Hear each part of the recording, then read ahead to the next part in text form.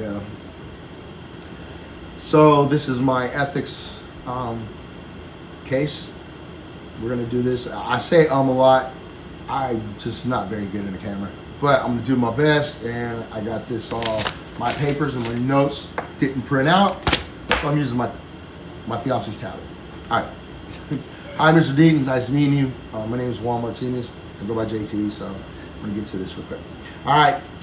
My name is Juan Martinez, and my ethics bold case is case number 7, healthy profits.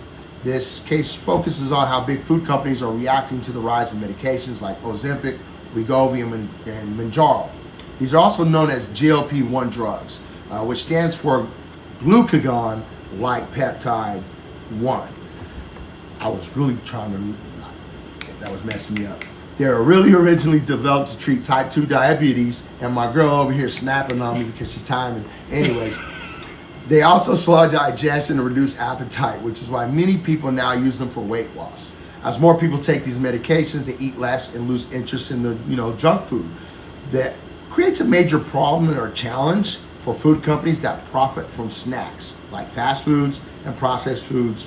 They protect the profits. Many of these companies are now creating product labels GLP-1 optimized.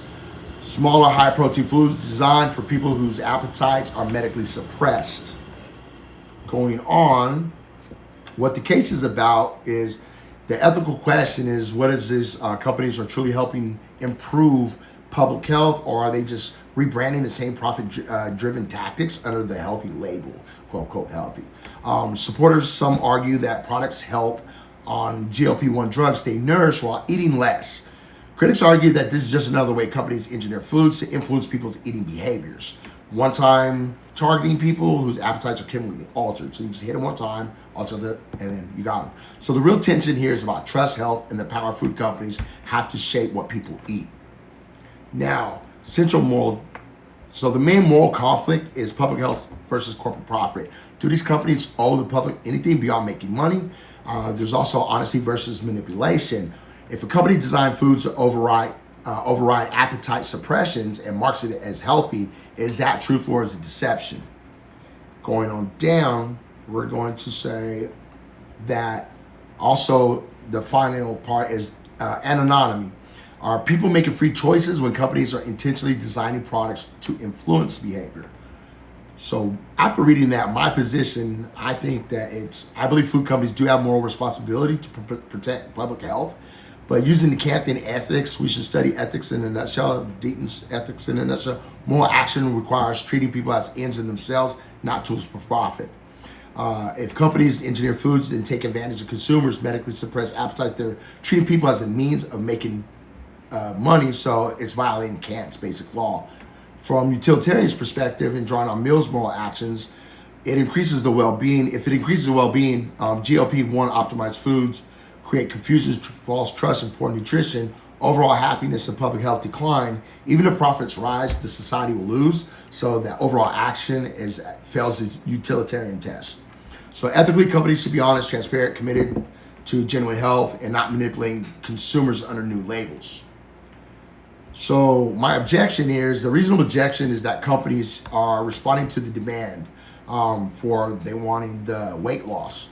My response on that is, the demand didn't appear naturally. The same corporations spent decades shaping cravings, engineering addictive foods, and building the environment that caused many of our diet-related issues, and using similar attacks on people whose appetites are changed by the medication. The moral issue is also intent. If the intent is to generally support the health, that's ethical, and if the intent is to bypass appetite suppression just to make profits, that's exploitation. So I think the conclusion is, all things considered, companies make profit, should act ethically, but only if put the people before the profits. My problem with this whole article is not once did they talk about people that really have diabetes and that they need these drugs for them to live. They cannot live without it. And that's my only issue with this whole article. Ethically, is it right for someone who just wants to lose weight? Is it ethically right for them, when there's a shortage of the drugs for these type 2 diabetes and these people, they really need these health? Is it ethically right for people to take from them just so they can lose a few extra pounds? I don't think so. So that's my conclusion. And thank you. I hope you liked the video.